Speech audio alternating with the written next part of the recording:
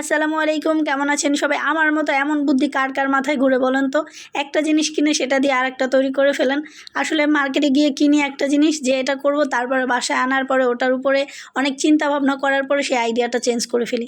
এই যে দুইটা কালার দেখছেন, দোনোটা কালার কিন্তু হেব্বি সুন্দর। মার্কেটে বসে চিন্তা করি একটা, আর বাসায় এসে সেটা দিয়ে বানাই আরেকটা। চিন্তা করেছি থ্রি পিস করব কিংবা গোল ফারাক টাইপের কিছু একটা বানাবো, আর বাসায় এসে এটাকে কালারটা এত সুন্দর দেখে চিন্তা করলাম না একটু শাড়ি পরে দেখি তো এটা দিয়ে শাড়ি কেমন হবে। আসলে শাড়িতে 6 থেকে 6.5 গজ কাপড় হলে যথেষ্ট, কিন্তু আমি কিন্তু এখানে 8 গজ করে কাপড় এনেছি, কারণ আমি যেহেতু গোল ফারাক টাইপের বানাইতে চাইছি। ওগুলো কিন্তু অনেক কুচি লাগে আর অনেক ঘের দরকার হয়, তাই আমি একটু বেশিই কাপড় নিয়েছিলাম। আর এখন চিন্তা করলাম তো এটা দিয়ে তো শাড়ি পরেও দেখা যায় কেমন হয়। আসলে মাথার ভিতরে যে কত কিছু ঘুরপাক খায় আমার, আমি বলতে পারবো না।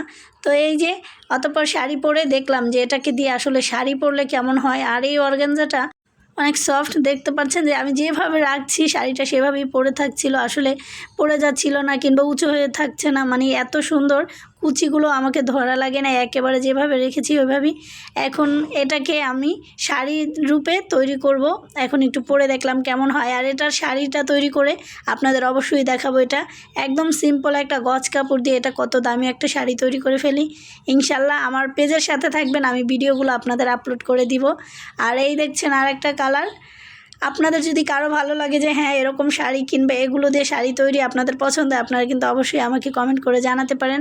আর আমার এই কালার দুটো আপনাদের কেমন লেগেছে সেটাও কিন্তু বলতে পারেন।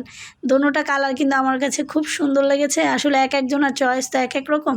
এই দেখছেন কুচিগুলো শুধু মানে আমি ধরতে দেরি, কুচিগুলো আপনি আপনি হয়ে যাচ্ছে। আর আমি কিন্তু আজকে জামার উপরেই শাড়িটা পরেছি, মানে এটা শুধু ট্রাই করার জন্য আমি দেখলাম। ধন্যবাদ সবাইকে।